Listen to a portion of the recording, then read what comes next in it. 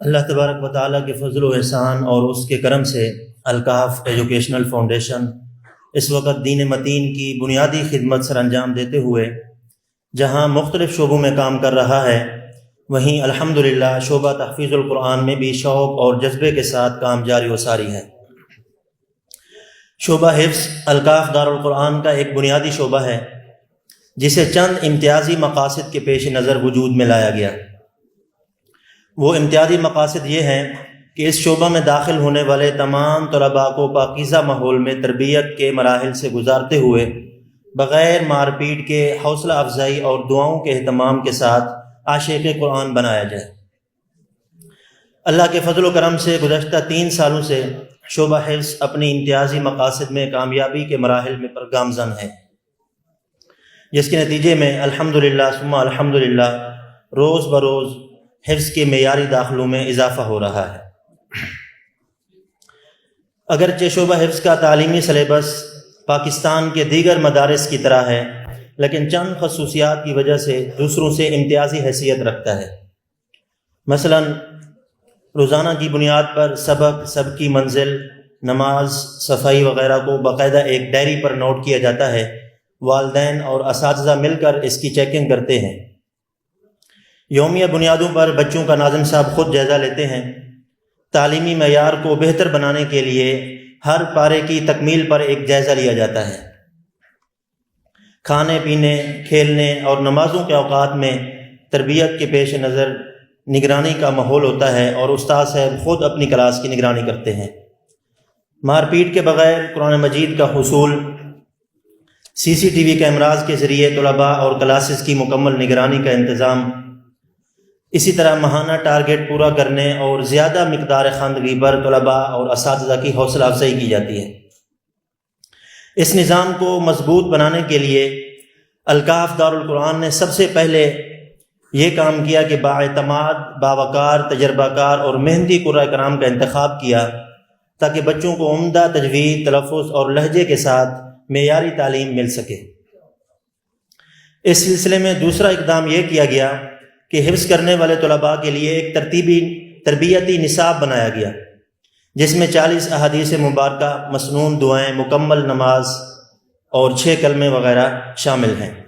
اس کے علاوہ حضرت جی حافظ پیر ابراہیم احمد نقشبندی دامت برکاتہ العالیہ کے اصلاحی بیانات بھی طلباء کے اندر کروائے جاتے ہیں۔ حفظ کے معیار کو مزید بہتر بنانے کے لیے ماہانہ بنیادوں پر امتحانات کے سلسلے کا اجرا کیا گیا، جس میں قابل اور ماہر ترین قرآن کرام کی کمیٹی تشکیل دی گئی جو تمام برانچز میں طلباء کرام کا امتحان لیتی ہے، اور امتحان کے بعد باقاعدہ رزلٹ کارڈ جاری کیے جاتے ہیں تاکہ اس کے ذریعے والدین سے رابطہ ہو اور بچے کی تعلیمی کارکردگی سے آگاہی ہو۔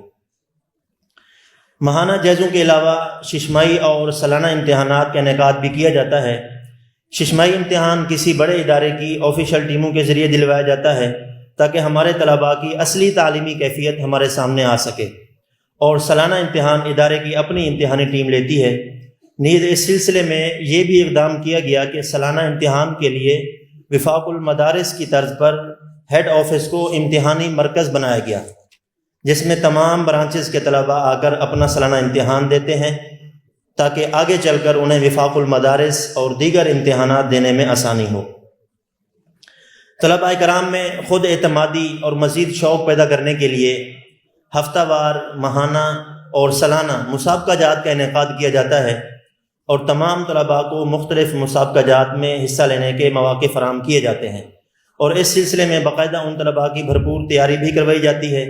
اس سال الحمدللہ ہمارے بچوں نے قومی مسابقے میں حصہ لیا اور ایک بچے نے ڈویژنل سطح پر کامیابی حاصل کی۔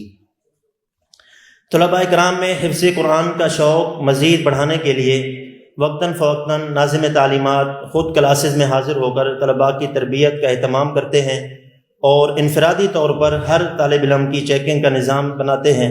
روزانہ، ماہانہ اور سالانہ بنیادوں پر کارکردگی کا جائزہ لینے کے لیے ایک فارم تشکیل دیا گیا، اور اس کی فارم کی بنیاد پر ان طلباء اور اساتذہ کی کارکردگی کا جائزہ لیا جاتا ہے اور اس کے مطابق ان کی حوصلہ افزائی کی جاتی ہے۔ اگرچہ الکاف دارالقرآن کا شہرت پانے والا یہ شعبہ حفظ و ناظرہ کسی تفصیلی تعارف کا محتاج نہیں، لیکن اطمینان قلبی کے لیے آپ کی خدمت میں یہ بات عرض کرنا چاہوں گا کہ اس شعبے کا آغاز 2020 میں صرف 10 بچوں کے ساتھ کیا گیا تھا۔ اب الحمدللہ 2024 میں اللہ کے فضل و کرم سے شعبہ حفظ 13 کلاسوں پر مشتمل ہے اور 215 طلباء اس میں زیر تعلیم ہیں۔ یہ تعداد صرف ہیڈ آفس کی ہے، اس کے علاوہ ملک کے مختلف حصوں میں 8 برانچز کام کر رہی ہیں، ان کی تعداد اس کے علاوہ ہے۔ دعا ہے کہ اللہ رب العالمین شعبہ حفظ اور باقی تمام شعبوں کو دن دگنی رات چوگنی ترقی عطا فرمائے اور پورے عالم کی ہدایت کا ذریعہ بنائے۔ السلام علیکم ورحمۃ اللہ وبرکاتہ۔